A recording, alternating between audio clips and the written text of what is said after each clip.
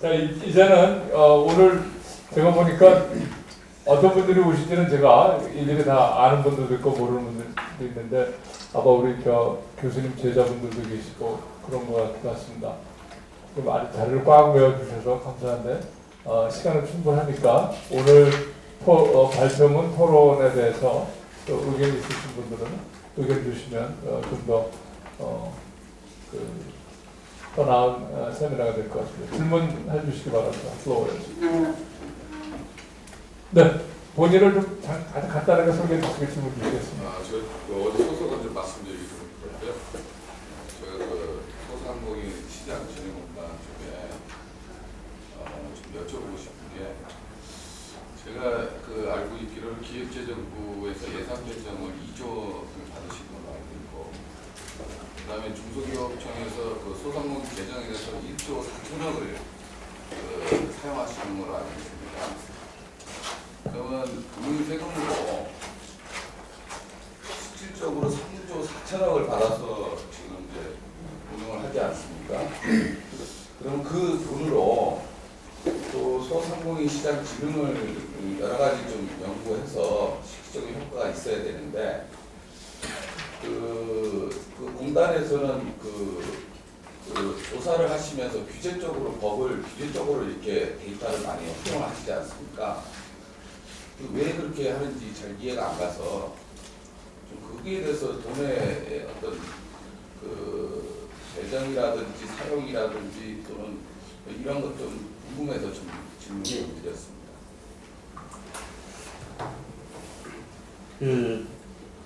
저희가 아시다시피 소상공인 시장진흥공단이 작년 1월에 출범했고요. 그 전에 이제 소상공인진흥원하고 시장경제진흥원이 합쳐져서 전에 통합을 한 공단인데요. 또 지원의 효율성을 위해서 이제 소상공인 개정이라고 하는 지원 보조금 사업이 이제 기금이라는 돈으로 이제 탄력적으로 소상공인 지원을 좀 활성화시키자는 차원에서 이제 올해부터 기금을 운영하고 있습니다. 그래서 아시고 계신 바와 같이 맞습니다. 근데 다만 저희가 규제를 작동하는 동네는 아닙니다. 그러니까 제가 김진국 교수님도 2009년도에 처음 뵀을 때 규제 개선을 위해서 김 교수님을 찾아뵙고 해서 2009년도에 상당히 많은 규제를 발굴하고 개선을 해왔던 부분이고요.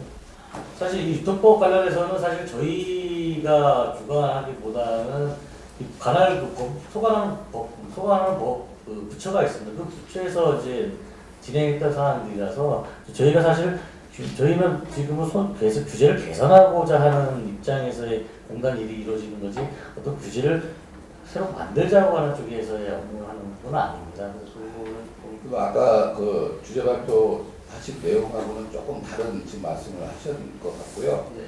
제가 첫 번째 궁금한 거는 3조 4천억이라는 국민 혈세인데 그거를 육성 쪽에 이렇게 좀 방향성 있게 하셔야 되지 않겠냐는 게 첫 번째 질문이었고 거기에 대답을 좀 정확하게 안 하신 것 같고 두 번째는 아까 여기 유통규제와 관련돼서 물론 모 국회의원께서 하셨지만 전통상업보존구역 관련해서 1km에서 2km 늘어나면은 서울 특별시뿐만이 아니고 지금 대한민국에 있는 광역시에 대해서는 모든 유통시설이 진입을 못합니다. 그러면 거기에 근거가 되는 설문조사를 소상공인 진흥공단에서 제출한 걸로 알고 있습니다. 이 앞뒤가 안 맞는 것 같은데 왜 그런 험악한 거를 이렇게 하셨는지 잘 모르겠습니다. 그래서 그 부분에 대해서 1km, 2km에 늘어나는 거에 대해서 혹시 정당성이 있다면 좀 간략하게 좀 설명을 해주시든지 여기 좀 돈의 관계하고 관련돼서 좀 그걸 좀 이렇게 같이 이렇게 합해서 좀 설명을 해주시면 좋겠습니다. 제가 혼돈을 했다가 저는 특별히 좀 이해가 안 되는 부분인데 아까 육성 부분 관련해서는 지금 기금이 이제 많이 늘어났고 또 그간의 소상공인 지원 정책 자체가 사실 많은 돈을 부었음에도 불구하고 효과성이 과연 있느냐라는 문제 제기가 상당히 존재해 왔었습니다. 이제 그런 관점에서 올해부터는 정책의 방향 자체를 어떤 목적성에 의한 것이 아니라 생애 주기별로 그러니까 우리가 창업, 성장, 뭐 이제 테러 이런 주기별로 해서 육성의 방향을 좀 전환했던 한 시점이라고 좀 이해를 해주시고요. 그래서 그 정책 자금으로도 한 1조 4천억을 지금 지원하고 있는데 이 부분도 사실 그간의 창업 육성하는 쪽에서만 그 많은 자금이 활용되었었습니다. 근데 그런 부분들이 사실 정부의 어떤 입장이 창업을 유도하면서도 창업을 규제하는 이런 양면성을 사실 보이는 것도 사실 있습니다. 그래서 그런 정책 자금 지원 자체도 생애 주기별 관점 그리고 요즘 중요한 게 이제 테러의 문제, 퇴출되어져 있는 소상공인들을 다시 어떻게 사회 그 경제활동 인구로서 유도시킬 것인가의 문제가 좀 대두되기 때문에 그 정책의 방향 자체가 생애 주기별로 해서 그 성장과 테러의 부분의 또 정책 방향을 강화시켰 쪽으로 올해부터 이렇게 개편이 됐다 말씀드릴 수가 있겠고요. 제가 설문조사한 내용하고 좀 제가 오늘 아까 말씀드렸던 하고 좀 제가 유 교수님도 좀 틀리다 이렇게 말씀을 하셨던 것 같은데 사실 저는 효과가 있느냐 규제에 대한 효과가 있느냐 없느냐는 사실 이미 논외의 문제라고 생각합니다. 그러니까 효과는 사실 있습니다. 근데 효과가 크냐 작으냐 약간 파이 문제 있을 때는 과연 얼마큼 크냐라고 얘기를 할 수가 없습니다. 그러니까 저희가 수많은 실태조사를 해오고 있지만은 거기에 관점에서 보면 사실 그 한 10% 정도의 그 연금 효과가 있다라고 규제로 해서 있다라고 합니다. 근데 과연 10%가 그러면 금전적으로 갔을 때 얼마냐라고 했을 때 제 어떤 그 뒤에 토론문에 보면 1,000원, 2,000원뿐이 안 됩니다. 그러니까 그것이 효과가 1,000원, 2,000원이라고 효과가 없다라고 얘기할 거냐, 있다라고 얘기할 거냐. 사실 이건 논외의 문제이기 때문에 그래서 제가 이제 토론문에서 발표할 때 규제 문제를 어떤 그 효과의 문제, 소비자의 어떤 선택과 후생의 문제가 아니라 사실 시장이 무너졌을 때, 시장에 존재하고 있는 상인들이 무너졌을 때의 사회적 구조가 변화되고 그것으로 인한 사회적 비용이 더 많이 들 수 있는 부분이기 때문에 그런 부분을 좀 사회 구조를 좀 바꿔보자. 그러니까 맞지만 이것으로 규제로 해서 효과를 얻으려고 하는 것이 아니라 이 규제의 작동을 시발점으로 해서 그러면 이제 상인들이 어떻게 하면 자생력을 가질 수 있고 그들의 경쟁력을 가질 수 있는지 정부가 그쪽 방향으로 지원을 해주고 정책을 개발해줘서 향후 미래의 모습은 규제 작동을 통해서 우리가 갖고자 하는 향후 미래의 모습은 이런 모습입니다. 라는 걸 좀 보여줘야 되는데 이제 그런 모습을 우리가 보여지지 않고 있다는 걸 제가 문제제기 좀 했던 부분이고요. 그래서 답변이 됐나 모르겠습니다. 네, 우리 신 박사께서 제가 만난 지 한 거의 6년쯤 되는 최근에는 한 3, 4년 동안은 못 뵀는데 지금 말씀처럼 나름대로 거기서도 규제 개선도 하고 제 학생들도 제가 컨설팅 학과에 있는데 석박사과정에 있는 학생들도 거기랑 관계되시는 분들이 많은데 아까 질문하신 분 말씀대로 과연 그렇게 많은 돈을 퍼부었음에도 불구하고 그분들이 충분히 경쟁력을 가지고 있는가 하는 것은 오늘 질문하시는 분이나 답변을 하시는 아마 신 박사께서도 그 부분이 사실상 지지부진하다는 걸 우리가 지금 많이 보고 있는 상황입니다.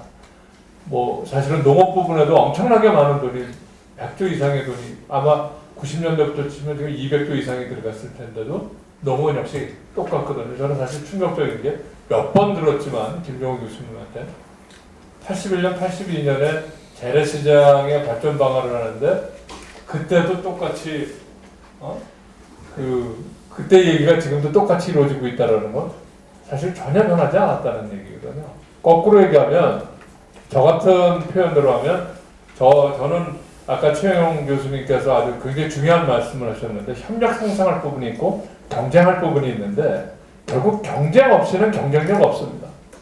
제가 아마 이번 달에 한 열흘 있으면 어디에 나오는 칼럼인데 그 제목이 경쟁 없이 경쟁력 없다는데 이건 저의 표현이 아니라 우리 아는 분들은 다 그렇게 생각을 하지 않습니까? 근데 가장 중요한 문제는 지금 이쪽 부분에서 경쟁을 막는다는 데 문제가 있는 것 같습니다. 사회자로서 꼭 한 말씀 드리면 2000년도에 당시에 재벌 문제 이런 문제라서 공경이랑 국경제 자문회의 의뢰를 받아서 유럽의 몇 나라를 가봤는데 굉장히 놀란 건 독일에 가서 보니까 중소기업 지원 방안이 어마어마하다는 거예요. 우리랑은 비교가 안 될 정도로 오히려 아주 체계적으로 잘 되어 있습니다. 근데 여기서 굉장히 큰 차이가 있습니다. 제가 한 4, 5년 전에도 전경련의 의뢰를 받아 똑같은 걸 했는데 지원하되 뭐는 없다? 누구는 들어오지 말라는 법이 없는 거예요. 근데 우리는 지원도 하고 보호도 하고 지원도 하고 보호를 하는데 확실하게 보호해주죠. 누구는 들어오지 말라고. 그것도 한시적으로 하지 않고 원래 한시적으로만 하게 했다가 다시 3년을 연장하는 중소기업 적합업종이라든가 또 아까 김종원 교수님께서 말씀하신 부르고 짓는 소비자 보호를 아니면 중소기업을 재래상인을 보호하자는 분들이 자기 실생활에서는 전부 다 대형마트를 편하게 간다는 이런 그 위선적이고 이중적인 게 아마 한국의 유통산업의 발전법 때문에 발전을 저하하는 법 때문에 안 되는 게 아니라 소위 말해서 우리 일반 시민이나 소비자들의 행태가 이렇지 않나 하는 생각이 듭니다. 분명한 것은 굉장히 경쟁력 강화 방안들이 사실은 어마어마하게 우리 그 세금이 쓰여졌음에도 불구하고 아직 개선되지 않았다는 게 가장 가슴 아픈 일일 것 같습니다. 농업도 마찬가지지만. 네, 또 다른 분 말씀 주시면 질문 주시죠. 네. 저기 소속 좀 말씀해 주시죠. 저는 체인스토어 협회 이광민이라고 하고요. 저기 신승만 연구원께 질문을 드리겠습니다. 좀 어려울 수 있을 텐데, 그 아까 이 규제의 어떤 그러니까 이게 필요성을 말씀하시면서 그 이제 소상공인 붕괴에 대해서 말씀을 하셨습니다.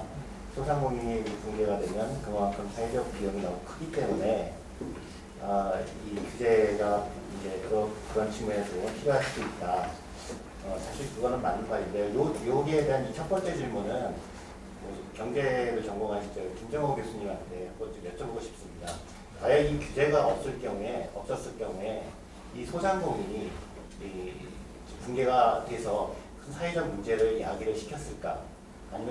아니면 붕괴로 인해서 오히려 뭐 창조적 이제 파괴의 어떤 그런 역할을 하면서 더 이 산업의 어떤 그 구조 개편이나 이런 것들을 더 촉진시켜 줄 수가 있을까? 이런 것에 대해서 좀 질문을 좀 드리고요. 그리고 아까 저기 신승만 연구원님께서는 효과성보다도 뭐 소상공인들에게 어떤 그 미래상 뭐 이런 것들을 좀 강조하시는 것 같은데 이 두 번째 질문은 저기 최영원 교수님께 드리겠습니다.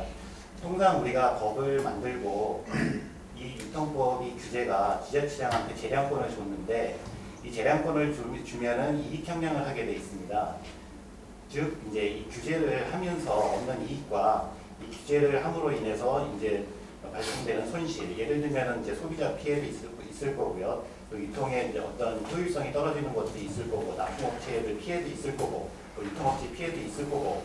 그런데 그럼에도 불구하고 이게 중소유통의 어떤 보호의 효과가 있느냐 없느냐 이런 것들을 따져야 되는데 이런 것들을 따지지 않고 그냥 그 어떤 그 이제 실효성을 따지지 않고 이 규제를 적정하게 유지하는 것이 적정하다는 표현은 제가 잘못됐고요.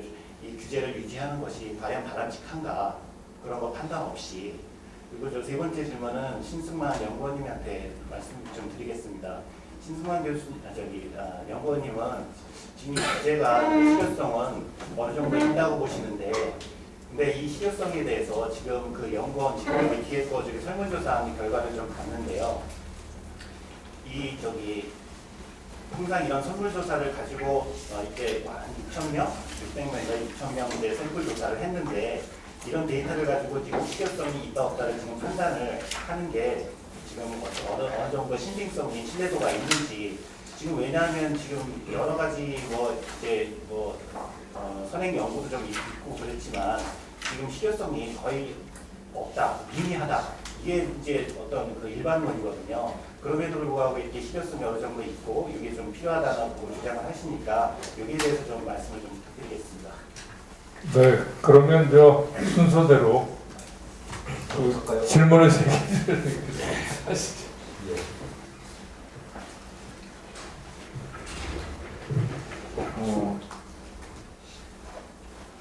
일단 이 대형마트나 이 대형 유통업체에 대한 규제가 없을 경우에 지금 동네 상인들이나 재래시장 상인들이 어떻게 될 것인가라고 하는 문제를 말씀하신 거죠.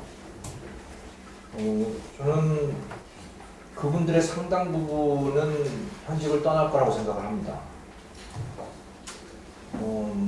우리나라의 그 전체 근로자 중에 자영업자 비율이 26%인데 굉장히 높은 수준이죠. 그러니까 이거는 후진국 수준입니다. 그러니까 자영업자들이 굉장히 많아요. 그 자영업자의 상당 부분이 뭐 동네 상인들이고 재래시장 상인들이고 그렇죠. 미국이나 스웨덴 같은 나라들 보면 10%, 9% 뭐 그 정도 수준입니다. 그러니까 우리도 그렇게 간다고 보면 뭐 그렇게 가려고 하는 보장은 없지만 되게 비슷하게 움직여가는 추세이니까 그렇게 간다고 보면 현재 우리나라 그 동네 상인, 재래시장 상인 중에 한 절반 정도는 문을 닫는다고 봐야 저는 될 거라고 생각합니다. 그렇게 문을 닫는 분들 중에 60대 이상은 그냥 문을 닫으실 거라고 생각합니다. 더는 할 게 없는 거죠. 그냥 집에 계실 거라고 생각하고요. 사실은 그분들은 지금도 가게에서 별로 할 일이 없으십니다. 별로 손님도 없고 재래시장 가보면 그래요, 실제로. 네. 그 재래시장 안에서도 젊은 사람들 가게에 손님이 많지. 나이가 많으신 상인들은 문 열어놓고도 별로 손님이 없습니다. 제가 한 2주에 한 번씩은 재래시장을 갑니다만. 자, 그런데요. 그 나머지 한 50대 중반 그 밑으로는 저는 다른 직업을 찾게 될 거라고 생각을 해요. 다른 직업은 어디서 생길 거냐? 그것은 커지는 유통업체들에서 생겨날 겁니다. 그것은 거기에 소위 우리가 비정규직이라고 부르는 그런 자리도 있겠지만 또는 정규직 자리도 많을 거예요. 그런데 그 비정규직 자리들조차도 사실은 현재 대부분의 재래시장 상인들의 수입보다 낮습니다. 그러니까 전반적으로 보면 저는 소득이 올라갈 것이다. 그 과정은 커지는 유통업체 그리고 더 많아지는 현대적 유통업체로 고용이 될 것이다 라고 생각을 합니다. 그러나 60대 이상, 50대 후반 뭐 그보다 더 나이가 많은 사람들, 저 같은 사람들이죠. 그분들은 아마도 그냥 문을 닫아야 될 것이다 라고 하는 것이 저의 그냥 뭐 아주 거친 예측입니다. 답이 되는지 모르겠습니다. 60대 한국 나이를 60대 접어드신 김종호 교수께서 저렇게 말씀하시니까 좀 저도 같이 가슴이 아프지만 굉장히 박사님의 생각이니까 우리가 한번 생각해 볼 필요가 있겠습니다. 네, 너무 답답해서 저도 한 말씀 못 드렸습니다. 최영원 교수님. 규제를 할 때 이익협력이나 이런 걸 안 해도 되느냐 이런 취지셨죠? 저희 그 제대로가 하고 있지도 않은 상태예요. 제가 지금까지 발표한 내용이 바로 그 얘기입니다. 나라의 주인인 국민이 일상 소비생활을 영위하고 누구나 소비생활을 영위하지 않는 국민이 없으면 결국은 국민이 유통관계에서는 소비자라는 이름으로 달리 불리고 있을 뿐이지 아이덴티티가 동일한 같은 존재다. 헌법에서 모든 권리를 기본으로 나온다고 했으면 결국은 그게 아이덴티티 같은 소비자인데 소비자를 무시하고 소비자의 권익을 침범하면서 즉 그들의 합당한 이익 범위를 보장하지 않으면서 다른 것을 우선시하는 것은 잘못됐다. 법리도 그렇고 헌법 원리도 그렇습니다. 그래서 유언 판결이 나는 경우도 주로 이렇게 고려되어야 될 재반 이익의 형량, 흔히 말하는 기본권 제한 입법의 한계에서 국가안전보장 질서유지 공공복리 이 차원이 비례 평등의 원칙과 합리성의 원칙에 의해서 그 원칙에 벗어나느냐 아니냐를 가지고 판단을 하는데 유통금리에 관련된 규제법은 외국에 없다는 것이고 선진국에 없는 거예요. 우리나라만 있는 거예요. 우리나라. 아까 말씀 중에 그런 말씀이 좀 있었어요. 이 내버려 두면 가로수길 같은데 전부 다 대결 들어가서 다 해볼 것이다. 독점에 빠져볼 것이다. 공정거래위원회는 그러면 폐지된 상태였나요 그때? 독점의 형성을 반대하는 강력한 기구가 있는 거예요 우리나라에. 동남성장위원회 같은 데서 그런 얘기를 하거든요. 내버려 두면 대기업들이 다 해먹고 독점이 형성될 것이다. 근데 어느 분야도 독점 없어요, 지금 우리 대한민국 사회에. 내가 근데 대기업들끼리 붙어있는 그 치열하게 싸움 붙어있는 데가 어디냐면 편의점 업체입니다. 거기에 어디 독점이 있습니까? 대기업들이 끼어있지만 없어요. 그냥 금방 대기업이면 다 독점하고 독점한다는 생각이 바뀔 것이다 그러는데 가상의 시나리오를 위험스럽게 얘기하고 있을 뿐이에요. 제가 볼 때는. 공정거래위원회 이런 기관들이 분명히 작동하고 있거든요. 그래서 독점의 시도마저도 규제하고 있는데 공정거래법상 이런 것들 무시하고 있는 거죠. 또 하나 우리나라 이 정부의 좀 이중적인 태도, 이건 제가 본문에도 잠시 언급했습니다만 경제민주화를 너무 너나나 해경의 쟁탈전하고 대단한 것처럼 하다 보니까 이제 빠져나가기가 미묘하니까 다른 얘기로 슬슬 돌리죠. 야당은 계속 경제민주화하라고 하고. 그런데 그것의 가장 상징적인 것이 뭐냐면 동반성장위원회의 활동입니다. 이거 자기들은 공식 정부기관이 아니라고 해요. 그런데 그러면 민간기관이 이렇게 기업 보고 오라가라고 뭐 큰소리 치면서 가만 안 놔둔다는 이래가면서 설 수는 없는 거거든요. 그럼 누가 통제하느냐? 아마 제가 지금도 그런지는 모르겠어요.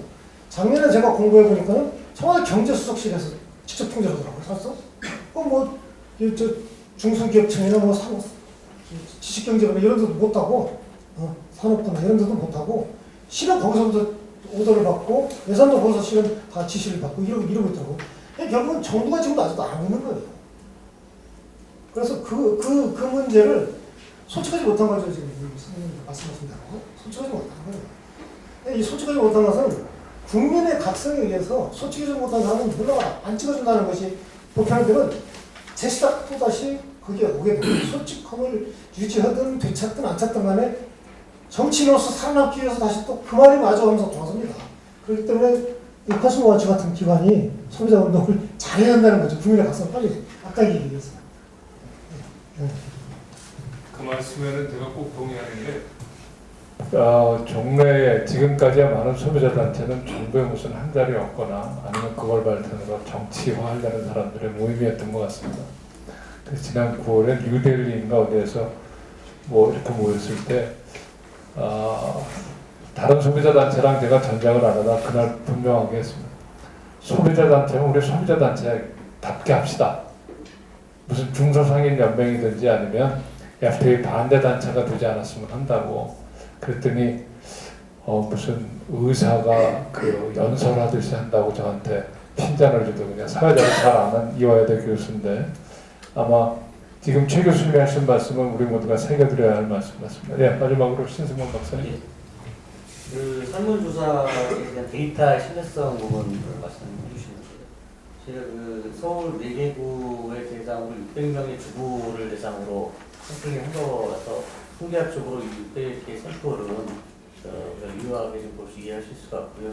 다만 제가 한번 말씀드리면 사실 거기 17페이지에 그런 말을 썼습니다. 효과성이 크다고 단정하기는 어렵다. 이렇게 말을 좀 하셨는데 사실 이 부분은 저는 좀 효과성이 있다라고 이렇게 논문을 제출했었습니다. 그런데 심사 과정 한 5번을 거쳐가면서 교수님의 코멘트가 과연 요 숫자가 작게 올라간 것을 그렇게 단정 줄 수 있겠느냐, 뭐 이렇게 심사 과정에서 이제 그러다 보니까 말을 좀 틀렸던 부분인데요. 여기서 우리가 좀 이슈가 그 17페이지에 좀 표를 좀 그림을 좀 보시면 재미난 부분이 아까 저기 그 김동호 대표님도 그런 말씀을 하셨던 거고 거의 다 연관이 되는데 사실 그 의무휴업으로 해서 동네 슈퍼 소비자를 대상으로 한 겁니다. 의무휴업으로 해서 동네 슈퍼에 쓰는 사람들이 18,000원 동네 슈퍼에서 쓴다는 겁니다. 근데 그 전에는 얼마 썼냐면 17,000원 쓰던 사람이 의무휴업 날 18,000원, 1,000원 오르는 상황인 거고요.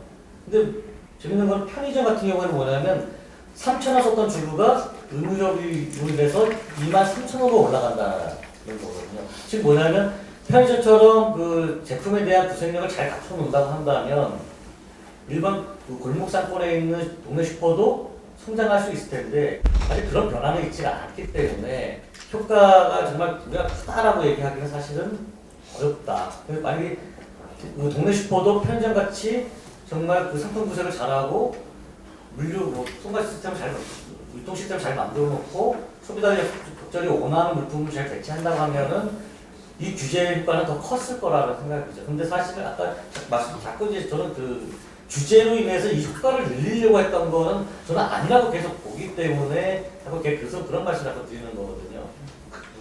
또 하나 좀 드리고 싶은 말씀은 뭐냐면 사실 우리가 그 효과성을 얘기할 때 뭐냐면 대형마트의 매출액이 감소한 부분이 전적으로 우리가 생각하고 있는 소상공인과 골목시장, 전통시장 흘러갔느냐?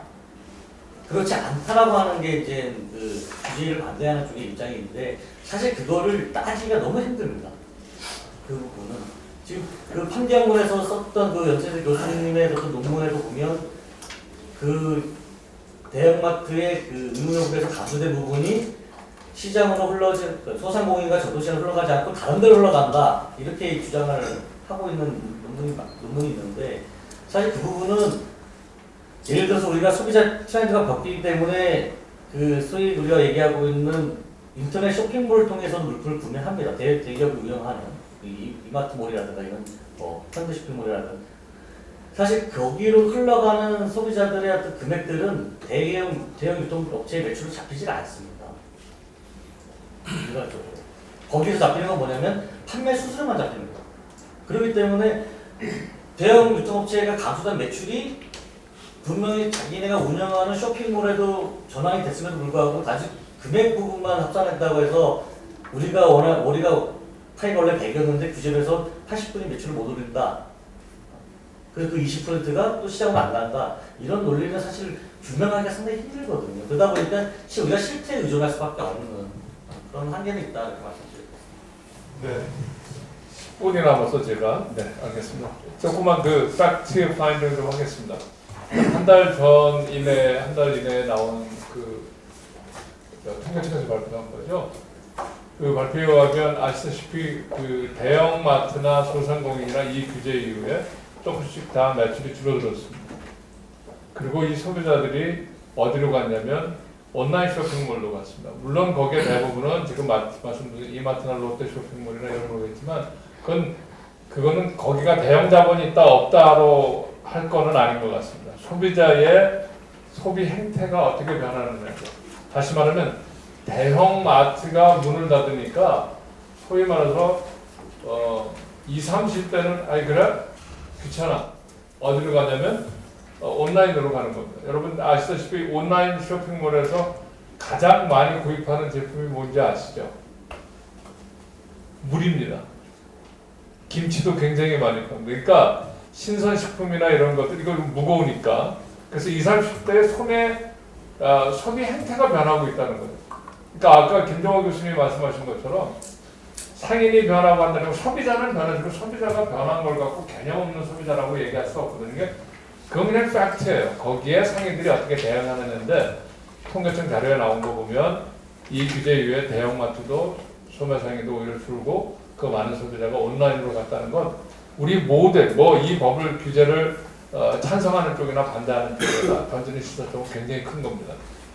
한 가지는 결국은 뭐냐면 최 교수님께서 처음에 말씀하시는 소비자에게 구애하지 않는 기업은 결국 시장에서 도태될 수밖에 없다는 건 아주 굉장히 중요한 명제입니다. 이것을 막으려는 어떠한 시도도 단기적으로는 가능할지 모르지만 장기적으로는 우리 경제 전체를 싱다운 시키는 굉장히 위험한 시도라는 것은 우리가 같이 한번 생각해 볼 만한 그런 겁니다.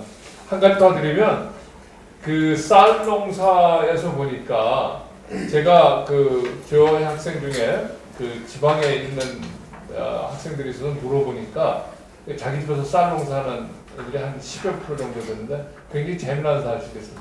쌀 농사 왜 왔냐? 한 7, 8년 전 얘기입니다. 대답이 간단했습니다.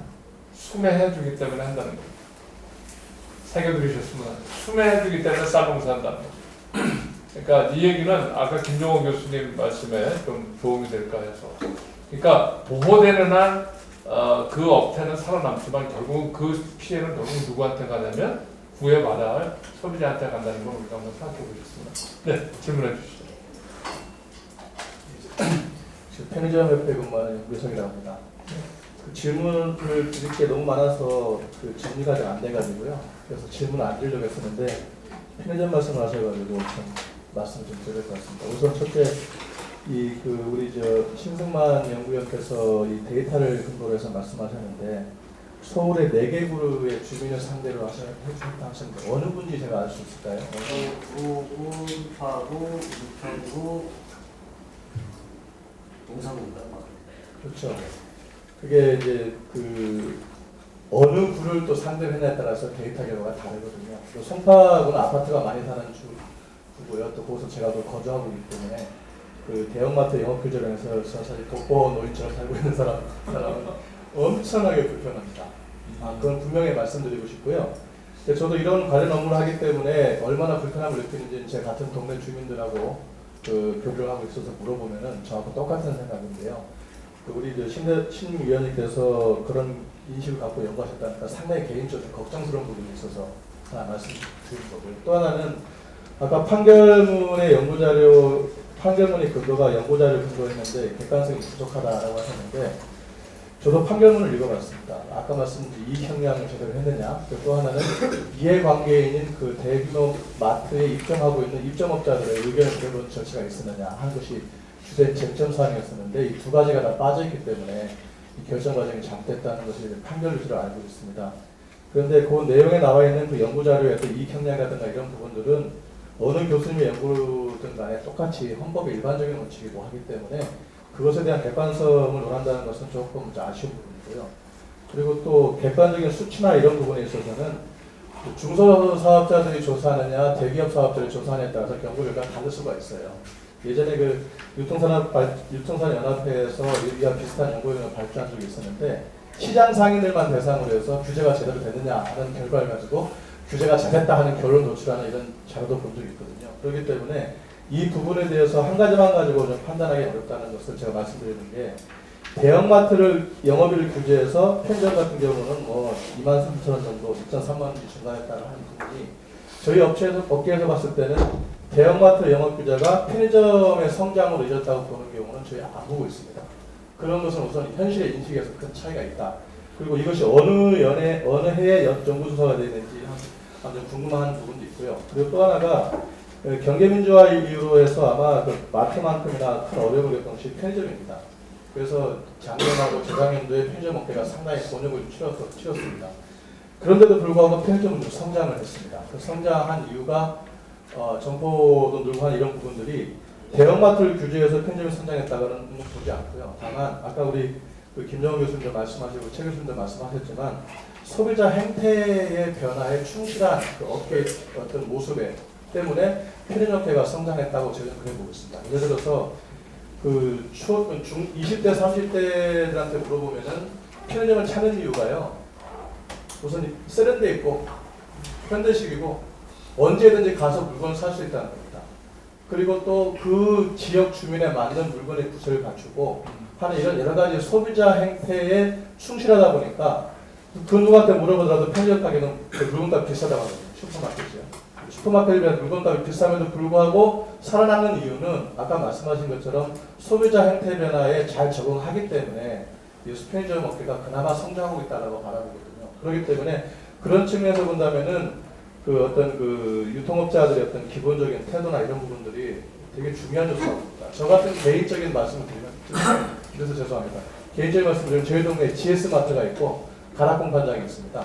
제가 송파구에 살아가지고 어느 날 GS마트에 가서 물건을 사다가 되게 불친절한 점을 만난 것 같아서 사람들 가지 않고 가락공판장을 찾고 있습니다. 되게 친절해요. 일반 거기는 중소사업자들이 운영하지만 이게 바로 저 같은 사람한테 다가오는 유통업체나 사업자들의 어떤 모습들이거든요. 그래서 그런 모습들은 우리가 애써 이것을 감추려고 하는 이런 것도 아까 김정우 교수님 말씀하신 것처럼 위선적인 행동인 것 같습니다. 그래서 그런 면에서는 정말 철저하게 이걸 분석해야 되는데 제가 한 가지 더 짐작 걱정스러웠던 부분은 제 개인적인 생각입니다. 업계와 관계없고요. 규제 효과가 중요한 것이 아니라 규제를 하게 되는 원인을 통해서 미래의 모습을 제시한다는 말씀하셨는데 되게 위험한 사고 같습니다.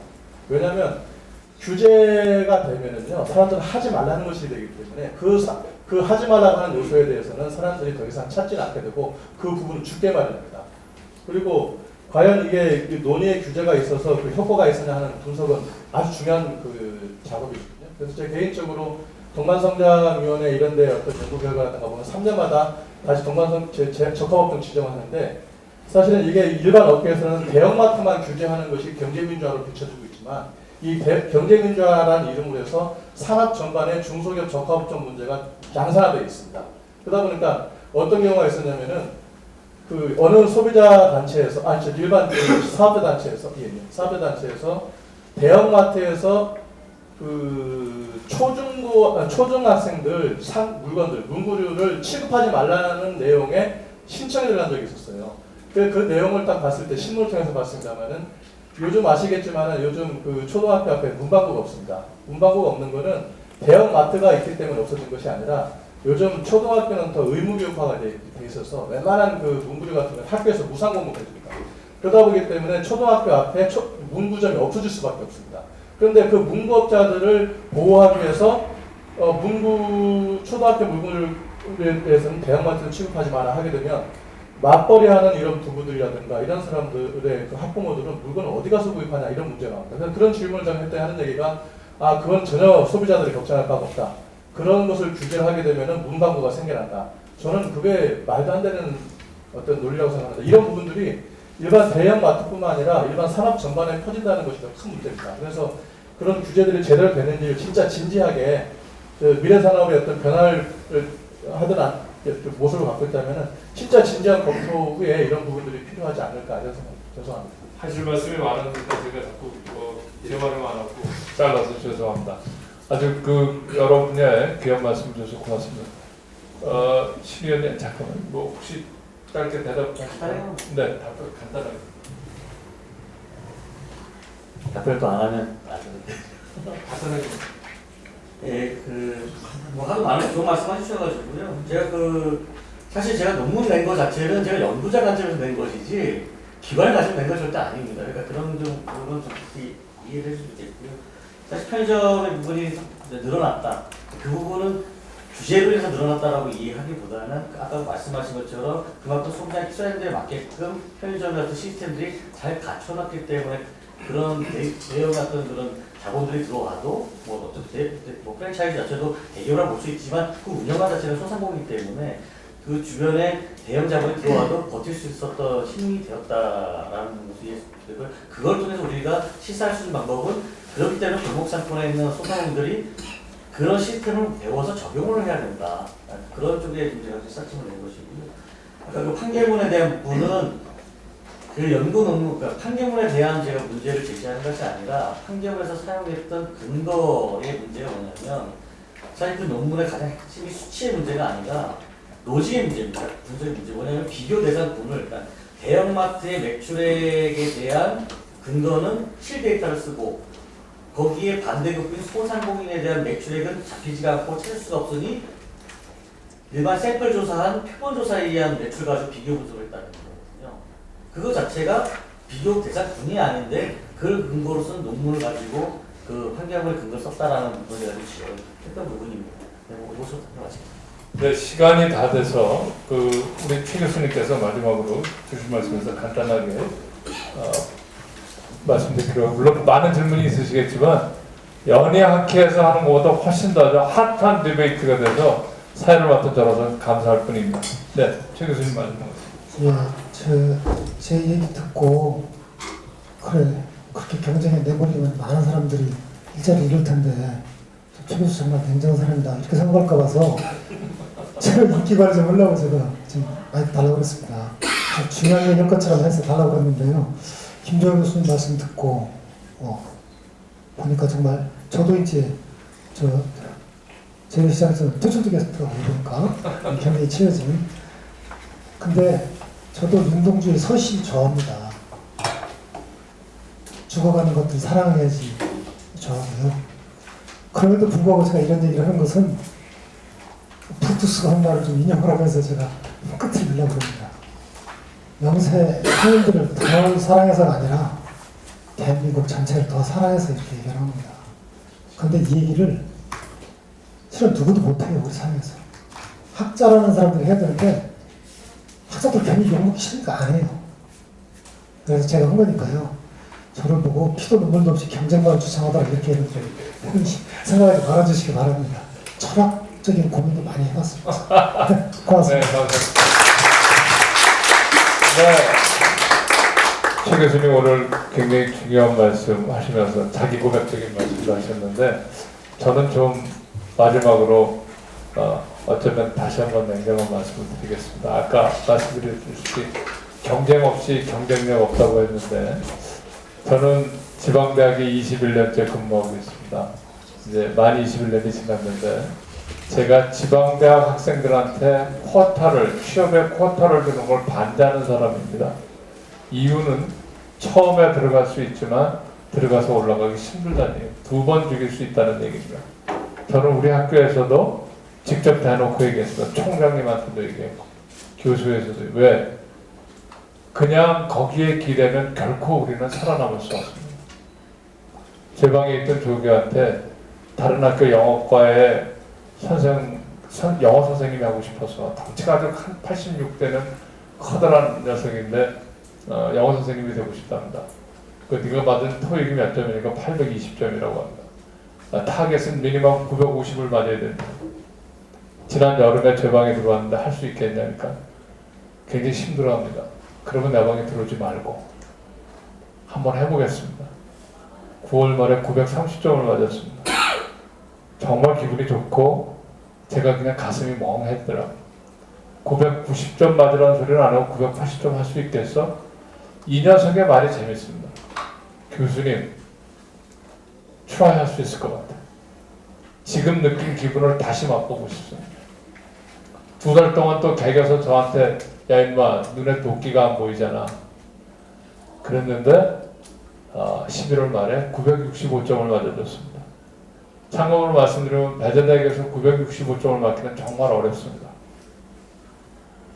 그 녀석이 어제 그제에 몇 학교를 다 그 영어 교육과는 되기가 굉장히 어렵답니다. 학사 편입하기가 됐습니다. 제 이 말씀을 드리는 건 뭐냐면 죽을 기업은 죽어야 된답니다. 능력이 안 되는 녀석을 김진국 교수가 몇몇 교수를 안다고 제가 소개시켜 준들 그 학교 가서 결코 영어 교사 임용고시 못 뽑습니다. 그는 지금 제가 소개한 학교, 제가 소개한 교수를 하지 않고 결국 다른 학교를 찾아갔습니다. 3군데가 됐는데 왜? 교수님, 이 학교가 저를 더 발전시킬 것 같아요. 굉장히 미안하죠. 왜 그러냐면 저한테 왜? 그 학교를 소개해주고 그 교수님도 다 해주고 아마 면접할 때도 자기도 잘했지만 좋은 점수 줬을 것 같아요. 저한테 그렇게 얘기는 안 했지만. 그러니까 결코 그 스스로가 노력해서 965점을 받아서 여러 학교에 다 됐던 제 제자를 봤을 때 오늘 다시 한번 확인할 수 있습니다. 보호해서 경쟁 없이는 결코 경쟁력을 찾을 수 없다는 게 제가 데리고 있는 제 학생한테도 느끼는 겁니다. 여러분 이런 감정으로 저도 지방대학의 취업률이 어마어마하게 중요합니다. 그런데 쿼터 주는 거 반대하는 사람, 저를 지방대학교 교수라고 어디 위원시키는 걸 반대하듯이 그런 정말 절박한 심정으로 말씀했고 철학적으로 말씀하셨지만 저는 절박한 심정으로 이렇게 말씀드렸습니다. 여러분 오늘 우리가 정말 여기 계신 신승만 박사님도 저도 김정호 교수님도 최영호 교수님도 다 똑같은 생각일 겁니다. 이렇게 해야 나라가 발전할 수 있다는 생각으로 하는데 서로가 의견을 교환하는 것에 대해서 정말 우리 특히 언론에 계신 분들 오늘 이 논의됐던 말을 좀 잘 전달해 주시고 특별히 다시 한번 말씀드리지만 법을 만드는 사람들, 법을 집행하는 사람들, 그걸 평가하는 입법조사처나 어디에서도 온다고 한번 생각해 놓고는 마지막에 저희가 가서 할 얘기가 없을 것 같습니다는 이런 비겁한 이런 사람들은 되지 않았습니다. 적어도 이 앞에 있는 지식인들은 그래도 박사라는 타이틀을 갖고 있는 사람들이 이거 어디 가서 얘기하면 굉장히 어렵습니다. 그럼에도 불구하고 얘기한 거는 소신 있게 소명의식을 가지고 왔는데 오히려 그런 걸 하는 집행하는 사람이나 입법을 하는 사람들은 비겁하게 나오지 않은 이 사회가 굉장히 참 개탄스럽습니다. 여러분 그러나 여기 계신 우리들은 같이 이 사회가 더 나아가기 위해서 좀 우리 행동의 일치도, 언행의 일치도 좀 했으면 하는 그런 생각입니다. 우리 모두를 위해서 박수로 끝내기로 하겠습니다.